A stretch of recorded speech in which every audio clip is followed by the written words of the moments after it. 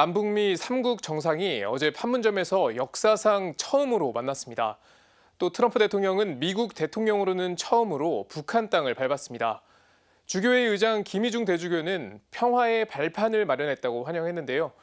주교회 민족화위원회 총무 강주석 신부님과 얘기 나눠보겠습니다. 신부님, 안녕하세요.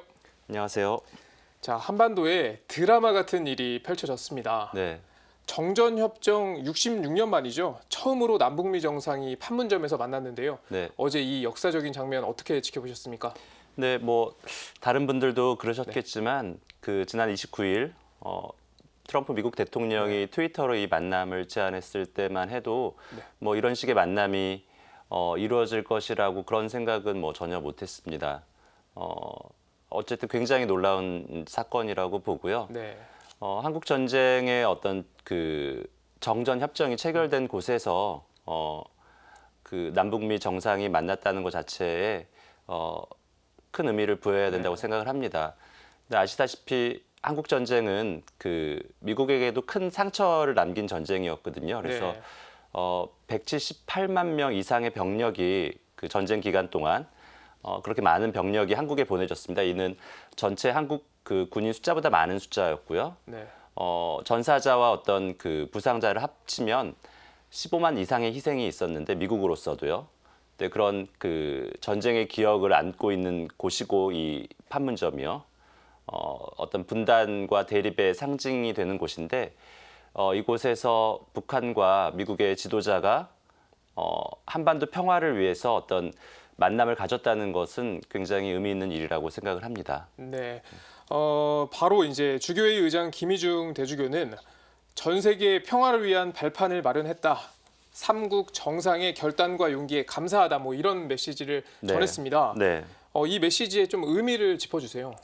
네, 어제 한미 정상회담 후에 기자회견을 할 때 문재인 대통령님께서 이런 말씀을 하셨어요. 평화는 분쟁보다 더 많은 용기를 필요로 한다. 이제 이런 말씀을 하셨는데, 네. 김희중 대주교님께서도 어떻게 보면 이 평화를 위한 여정에서 이 정상들의 용기와 결단이 새로운 전기를 마련해 준 것 같다. 이제 이런 평가를 하신 것 같고요. 또 프란치스코 교황님께서도 어제 외신에 따르면 성 베드로 광장에서 그렇죠. 말씀을 하셨는데요.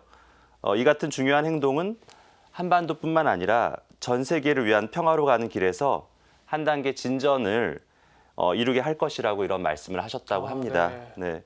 그래서 우리가 힘으로 어떤 이룩하는 평화, 상대를 굴복시키고 압박을 통해서 항복을 받고 이제 이런 것이 아니라 어려운 일이지만 끊임없는 대화를 통해서 평화를 얻을 수 있다는 희망, 이제 이번 만남이 그러한 희망을 갖게 해준다고 교황님도 또 대주교님도 그렇게 보시는 것 같고요.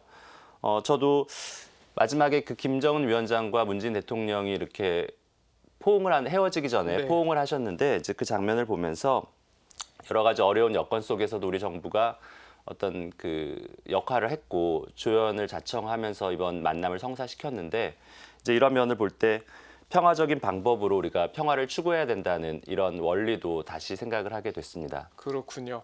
자, 한반도에 결국에는 다시 평화의 바람이 불기 시작했습니다. 한반도 평화기업 미사 등 그리고 또 매일 저녁 9시에 바치는 주모경, 신자들의 기도도 정말 많은 노력을 했을 텐데요. 이런 어떤 노력이 도움이 됐다고 보시죠? 네, 사실 어제 저희 교구 민족화의 분과장들, 본당 분과장들이 이제 채팅방이 있는데 SNS를 통해서 많은 분들이 한반도 평화기원 미사 언급하시고 또 매일 바치는 9시 기도 이제 얘기를 하시면서 우리 인간의 기대를 넘어서는 하나님의 섭리에 대해서 이제 많은 신자들이 얘기를 하고 계시는 것 같습니다. 그래서 지난 한반도 평화기원 미사 때 정말 많은 신자들이 멀리서 이렇게 오셨고 또 추기경님을 비롯해서 주교님들 또 수도자와 성직자들이 한 마음으로 기도를 하셨는데 성 바오로 6세 교황님께서 우리 교회가 평화를 위해서 할 수 있는 가장 탁월한 무기가 바로 기도라고 이제 말씀하셨던 것을 되새길 수가 있었고요. 김희중 대주교님께서 이 미사에서 이제 이스라엘이 70년의 바빌론 귀양살이에서 풀려나 은총의 새 시대를 맞이하였듯이 우리가 한국 전쟁 이제 발발 70주년인 내년에 2020년은 그 새로운 일치와 평화의 시대를 마련하는 그런 은총의 시대를 여는 은총의 원년을 위해 기도한다. 뭐 이런 말씀을 하셨는데 정말 이러한 변화의 시기에 이 땅의 평화를 위해서 변화가 절실한 시기죠. 이런 이 변화의 시기에 우리가 평화의 사도로서 평화의 하느님이 원하시는 그 평화를 찾는 네. 그런 기도가 절실하다고 생각을 합니다. 그렇군요. 자, 한반도에 이제 앞으로 진정한 평화가 실현되려면 각국 정부와 국민 그리고 신자들이 모두 노력을 해야 되지 않겠습니까? 네. 자, 마지막으로 평화를 위한 뭐 제언이랄까 좀 당부의 말씀을 해주신다면 어떤 말씀을 해주시겠어요? 네, 우리 인류가 이제 뭐 평화를 원한다 네. 이제 이런 말들을 하는데 우리가 원하는 평화가 과연 어떤 것인지 저는 이제 근본적으로 좀 진지한 성찰이 있어야 된다는 생각을 합니다. 그래서 어떤 공동선을 위해서는 우리 개인들이 사실은 그 이기적인 본성을 넘어서야 되는데 뭐 국제사회의 평화라는 것도 따지고 보면 어떤 우리 공동체나 어떤 국가의 이기심까지도 이기적인 어떤 것들까지도 넘어설 수 있는 그런 용기가 필요하다는 그런 생각을 합니다. 네. 이 적대와 두려움의 땅 한반도에서 우리가 대화와 신뢰를 통한 그런 평화가 실현될 수가 있다면 정말 인류의 평화라는 어떤 그러한 담대한 희망, 그런 비전을 우리가 가졌으면 좋겠다는 생각을 하고 있습니다. 네. 특히 우리 신앙인들은 그리스도의 평화를 찾는 것이 우리 신앙의 본질이라는 것을 기억을 해야 되고요.